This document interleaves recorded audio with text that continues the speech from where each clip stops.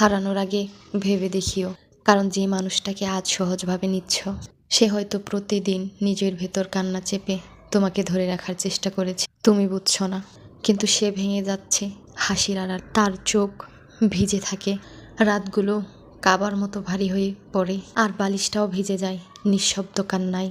একদিন যদি সে চুপ করে চলে যায়, এই দিনের নীরবতাটা তোমার বুক ভেদ করে যাবে।